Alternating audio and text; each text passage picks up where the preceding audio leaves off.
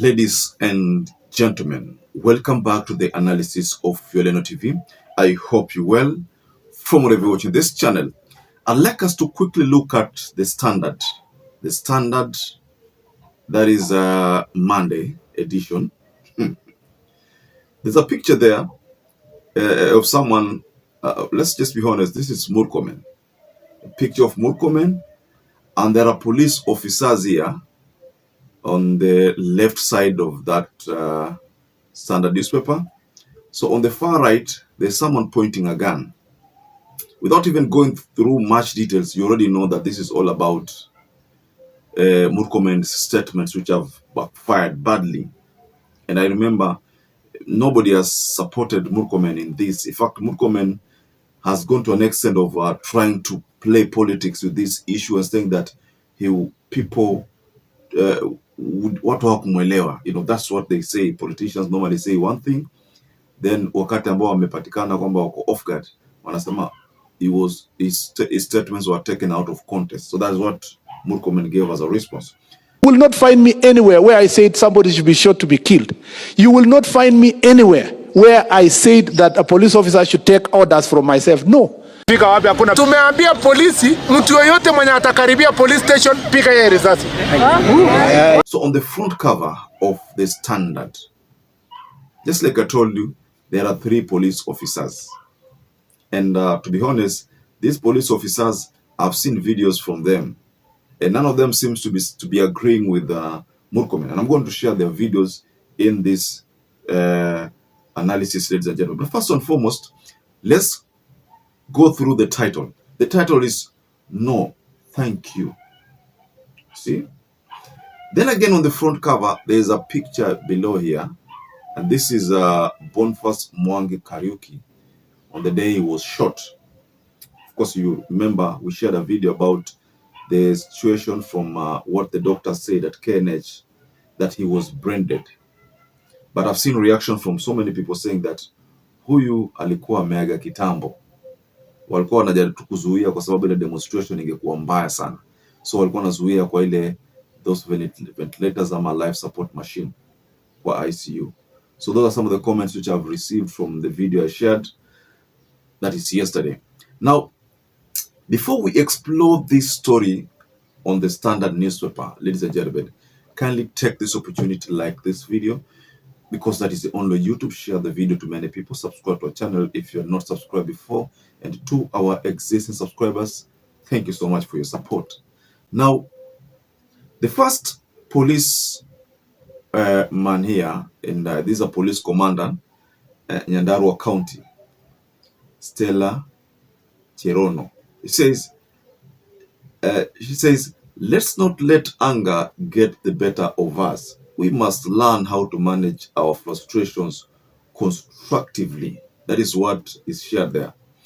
The second one is from OCPD William Kiambi.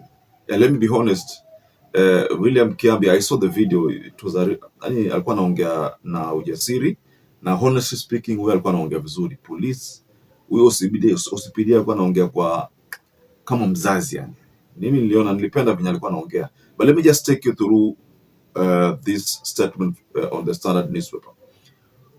And it says, when hata mwizi, hakuna sheria imesema tukishika mwizi pale tumchinje mara moja. Hakuna sheria inasema ukishika mwizi pale unashika kora na mnai kupelekea judge, funga huyu. Iko iko. You see the police, don't run. That's the image we want to build. Even a thief, there is no law that says when we catch them, we must kill them. Everyone has rights. Very, very important statement, ladies and gentlemen. Everyone has rights. This is William Kiambi, the OCPD Kinango, Nyandarua County. Let me take you through the third one. You know, now this is Hiram Kimathi, police constable, and it says, you are a liar. You have lied. You will not protect me. All you will protect are your interests. I will be sacrificed in our court before a judge, and I will be sentenced to prison. You come on the street and tell us when they approach these stations, shoot them, and you'll defend us. I'm telling you the whole truth, you are a liar. You have lied. You will not protect me. All that you will protect, it is your interest. You will not protect me. I will be sacrificed in court before a judge, and I will be sentenced to prison. What happened to Katito? He was sung as a hero. But finally, the determination of the court came out. You are not justifiable to kill even a criminal. What are you supposed to do? If you are within the late positions of arrest, present that person before the court of law. I say no to police brutality. I say no more to killings. I can't kill my brother. I can't kill my sister. You are saying this because your children are not on the street light. You are saying this because your cousins are not on the streets. You are saying this because your brother or your sister is not on the street. You are saying this that they should be killed when they approach those stations where they are supposed to be protected, because there is nobody of your family who will be on those streets. I am very sorry, Kenyans. If these are the kind of readers we have, then I believe we have a problem of incompetency. You know? So these are reactions. If you look at them carefully, they are pointing to the statement that MURKOMEN delivered. He is a liar. That's what you said. That's what the police constable said there. Now, maybe the expectation from MURKOMEN was that the moment he delivered that statement, all the police constables, all the policemen would clap for him because he delivered a statement giving them authority to shoot to kill. But even if you look at that statement, the day MURKOMEN was delivering the statement, if you checked very carefully, there was the IG there. And the IG appeared to be unhappy with that declaration. You know, it was an order of shoot to kill. You know, even though MURKOMEN has said that that is not what he meant. You know, I don't know, maybe he could have clarified what he meant, or maybe let's clarify for him. Maybe he said that if anybody goes enters the police station and I don't know, with a firearm or without firearm, because I know that if someone enters the police station with a firearm, of course that the police must deal with that situation.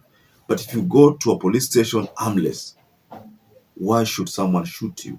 What if you're just going there to report some incident, you know, because that is a public office? That is actually where MURKOMEN failed. So of course I've seen people say that MURKOMEN hawezi kusema tu statement yeye peke yake, lazima hiyo order imetoka mahali. So order imetoka wapi? Kama IG yuko pale na anaonekana kwamba ana raha, sasa order imetoka wapi? Shoot to kill. And by the way, I heard Charles Owino talk about something on a live television interview, and he was like trying to say that these policemen were young, they didn't know what they were doing. What I'm saying is that it's important that we don't mix issues. I've just told Senator that boy who was shot, who was carrying masks, Boniface Karaoke, it was a very simple exchange. The boy, if you listen to that clip closely, you'll hear that boy abusing the policeman, Koma Mamako. But you see, that is not something that should make you, you are an officer. You must have restraint, and shot him with a rubber bullet. And you can see what it has cost the image of the police so far. Every police officer will always find themselves in situations where they have to act on their own without opportunity to refer to their books or their superiors. You find yourself in an action, in a situation where you cannot go back to your book and start saying, oh, what are the justifiable circumstances of using my firearm?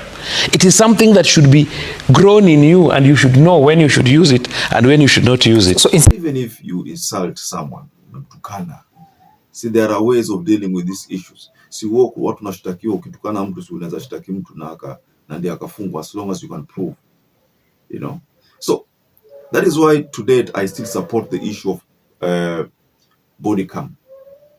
You know, police yote amana na kwa demonstration awe akona body cam, na ile body cam ikienda off, I explain ni kwa nini ilienda off, lakini iwe iko so that these things iwe ni rahisi sana kukagua hizi vitu. Aipo atakuwa na kazi rahisi when the police have body cams.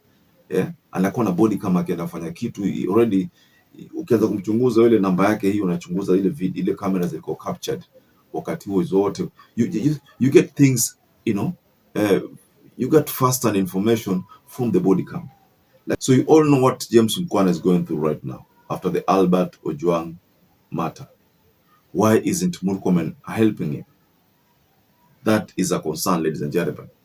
So perhaps if you're watching this video and you've not subscribed, take 1 second and subscribe, like this video. Until you catch up again, stay safe and stay blessed.